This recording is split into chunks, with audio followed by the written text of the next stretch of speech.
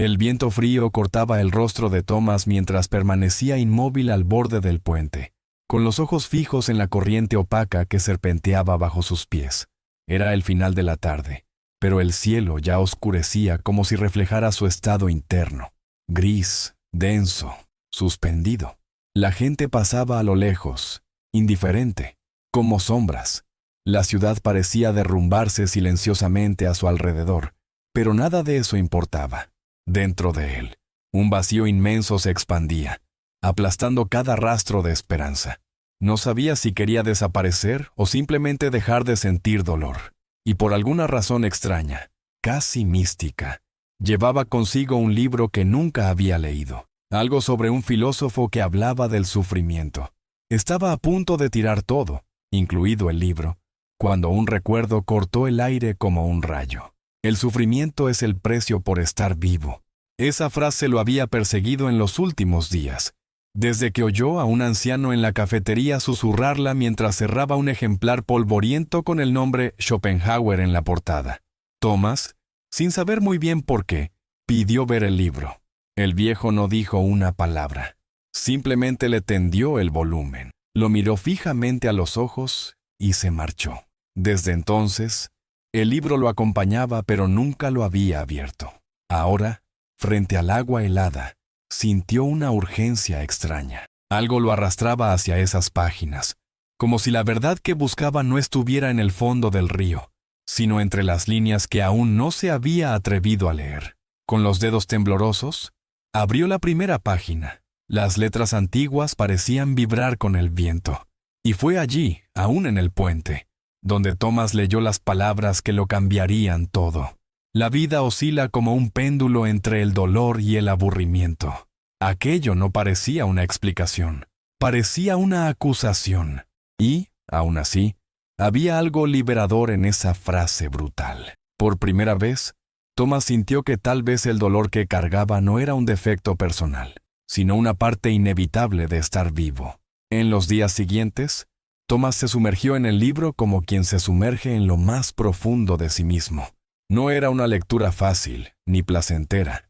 Las palabras de Schopenhauer no ofrecían consuelo, sino que dejaban al descubierto heridas que él llevaba años intentando ocultar.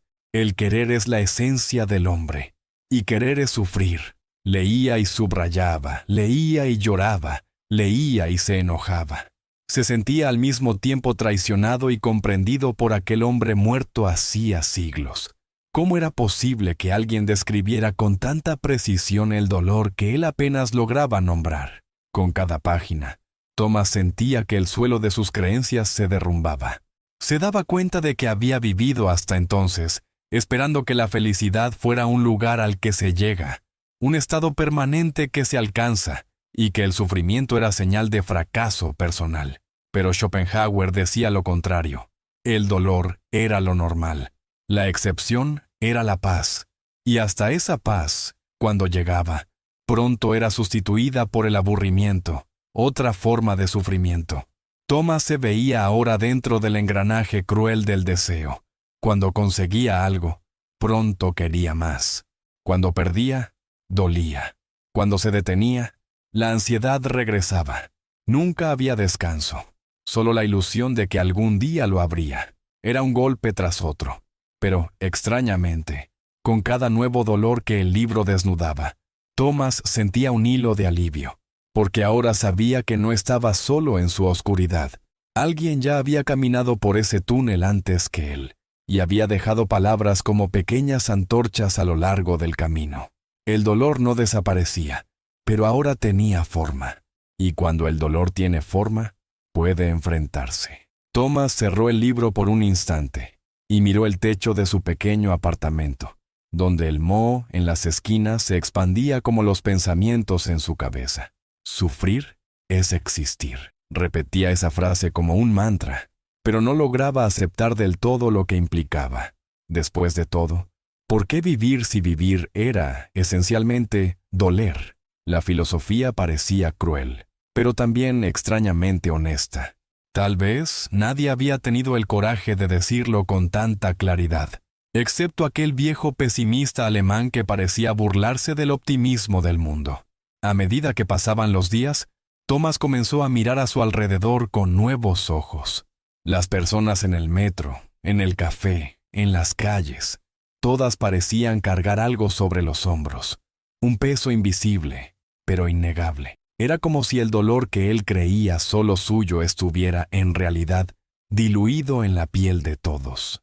Un llanto disfrazado de sonrisas. Una angustia escondida en conversaciones superficiales.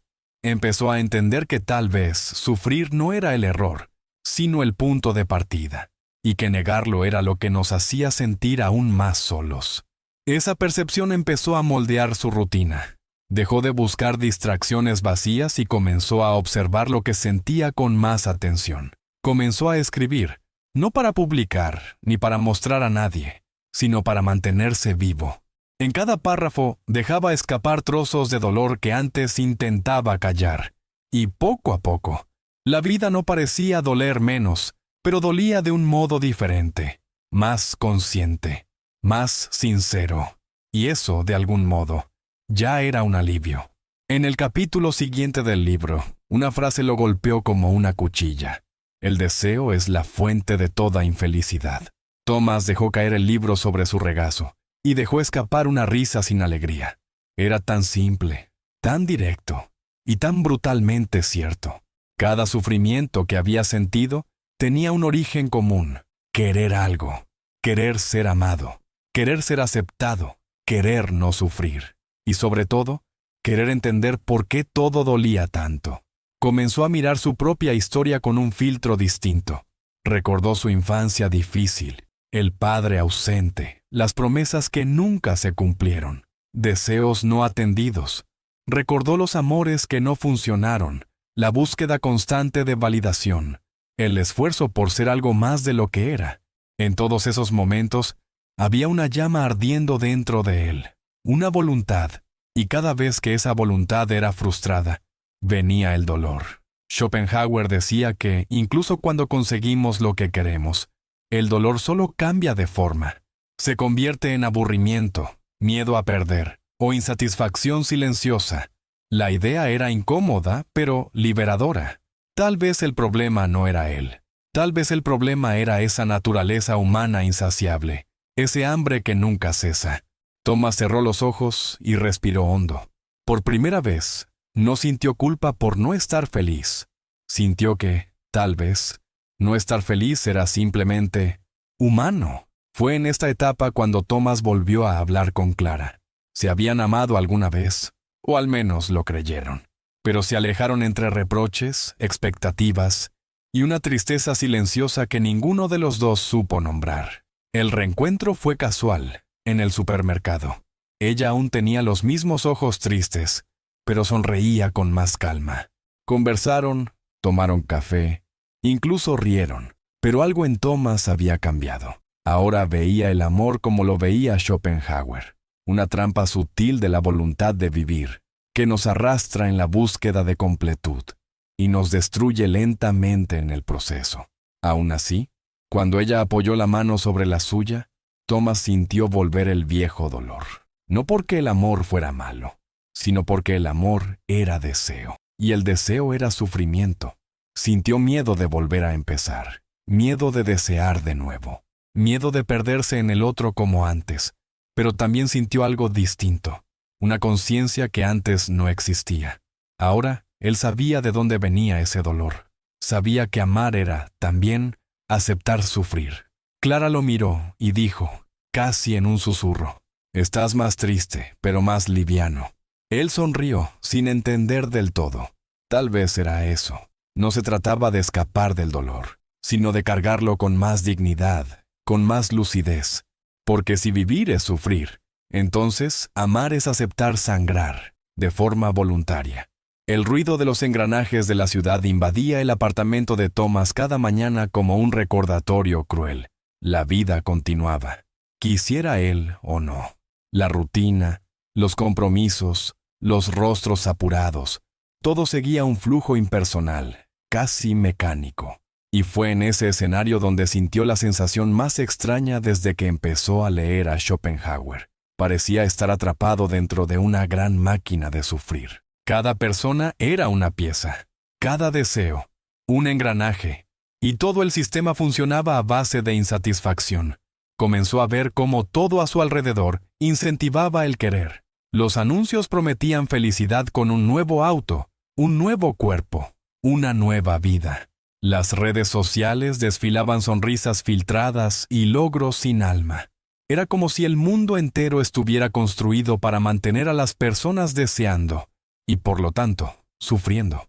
Thomas se veía a sí mismo como una rata en una jaula invisible, girando sin descanso en la rueda del querer.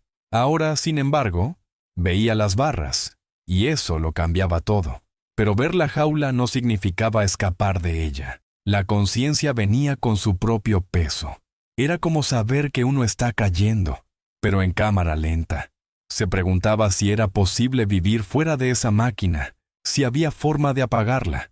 La respuesta de Schopenhauer era seca. Tal vez no del todo, pero es posible resistir. Y Thomas, aunque aún no sabía cómo, empezó a resistir. Gestos pequeños. Bajó la velocidad. Miraba más a los ojos de las personas. Prestaba atención a las pausas, como si intentara escuchar el sonido detrás del ruido del mundo. La llamada llegó en una madrugada silenciosa, como una hoja atravesando el velo fino del sueño. La madre de Thomas había sufrido un ACV fulminante. Cuando llegó al hospital, ella ya no estaba. Solo un cuerpo pálido, un recuerdo a punto de disolverse.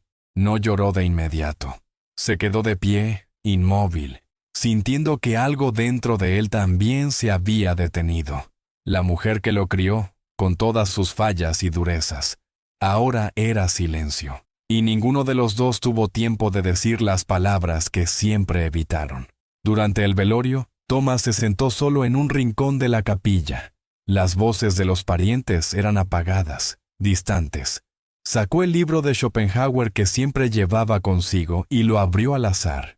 La muerte es el filo de la navaja de la vida, el corte final que da forma al sufrimiento. Eso no sonaba cruel, sino de una extraña belleza. Su madre siempre había sido una mujer dura, práctica, casi fría, pero era humana. Y él sabía ahora, más que nunca, que su dureza era una manera de soportar el dolor. Fue a la casa donde creció, caminando entre objetos que parecían estatuas de un tiempo que ya no existía. Encontró cartas que ella nunca envió, fotografías suyas que había guardado con anotaciones al dorso. Descubrió que, aunque no supiera demostrarlo, lo amaba, a su manera, torcida, silenciosa, cansada. Y en ese duelo, Thomas entendió que el dolor de la pérdida no venía solo de la ausencia, sino de lo que quedó por decir. Sintió que la vida era demasiado corta para esperar el perdón, o el amor. Con el tiempo, Thomas comenzó a observar cómo su dolor lo acercaba a las personas, no a aquellas que sonreían todo el tiempo, sino a quienes sabían mirar a los ojos, escuchar en silencio, reconocer la tristeza del otro con un leve gesto de cabeza. Eran desconocidos en el metro, una anciana que lloraba discretamente en un banco del parque, un joven que temblaba de ansiedad en la fila de la farmacia. Comenzó a ver sufrimiento en todos los rostros, y extrañamente, eso no lo alejaba, lo acercaba. Entonces entendió que el sufrimiento podía ser un puente, un lazo invisible entre almas que ya habían caído. No hacía falta hablar mucho, bastaba con estar presente, sin intentar corregir, sin intentar alegrar. El dolor compartido creaba una forma de amor silencioso, profundo. Y en esa etapa, Thomas vio que la compasión que Schopenhauer tanto valoraba no era solo moral, era vital. Sin compasión, la existencia se volvía insoportable. Comenzó a escribir cartas que no enviaba, a su madre, a Clara, a sí mismo. En cada una dejaba salir trozos del dolor que aún vivía, pero ahora con otro color. Ya no era el dolor que pedía auxilio, era el dolor que se volvía lenguaje, una forma de alcanzar al otro, de decir, yo también lo siento. Y así, Thomas empezaba a entender que el sufrimiento no era un error por corregir, era un camino, doloroso sí, pero lleno de gente caminando junto a él. Cierta noche, después de una larga caminata por la ciudad, Thomas se sentó en una plaza desierta y miró el cielo nublado. No había estrellas, ni esperanza en el aire, pero tampoco había desesperación, solo un silencio extraño. Y fue allí donde sintió algo nuevo, aceptación, no resignación, sino una aceptación madura, consciente. Entendió que la vida no tenía sentido, que el sufrimiento no obedecía lógica ni justicia, que el querer nunca cesaría completamente, y que, aún así, valía la pena continuar. Era como si por fin hubiera dejado de luchar contra el dolor, no porque se rindiera, sino porque estaba cansado de negar la realidad. Si vivir era sufrir, entonces que sufriera con lucidez, sin máscaras, sin ilusiones. Thomas veía ahora la belleza incluso en lo absurdo. Como Camus frente al mito de Sísifo, sentía que podía seguir empujando su piedra, no porque esperara una recompensa, sino porque había dignidad en seguir, aún así. El mundo seguía siendo el mismo. Los ruidos de la ciudad, los deseos del cuerpo, las pérdidas y frustraciones. Nada había cambiado. Pero él sí había cambiado. Y eso bastaba para que todo pareciera diferente. Por primera vez en meses, sonrió. No porque estuviera feliz, sino porque estaba entero. Estaba vivo. Y eso, con todo el dolor que cargaba, ya era un milagro. En la última página del libro, Schopenhauer decía que la única salida posible era disminuir el querer, silenciar la voluntad, buscar la contemplación, como los artistas, los monjes, los solitarios. Thomas cerró el libro despacio, como quien cierra un ciclo. No estaba de acuerdo con todo. No quería vivir en una cueva lejos del mundo, pero había entendido lo esencial. Ya no necesitaba huir del dolor. Podía caminar con él, como una sombra que lo acompañaría siempre, pero que ya no lo cegaba. Volvió al puente donde todo había comenzado. Esta vez, no para rendirse, sino para recordar. Se apoyó en la baranda, miró el río y respiró hondo. Hacía frío como aquella primera tarde, pero ahora había un calor discreto en su pecho. No era alegría, era algo más profundo. Serenidad. La aceptación de que vivir dolía, sí, pero que ese dolor también formaba parte del milagro de existir. Antes de irse, Thomas escribió en una hoja de cuaderno y la prendió al pasamanos del puente. El sufrimiento es el precio por estar vivo, pero vale la pena pagar ese precio. Y entonces, con pasos calmos y el alma más liviana, caminó hacia la noche. Y por primera vez en mucho tiempo, no sintió miedo del mañana,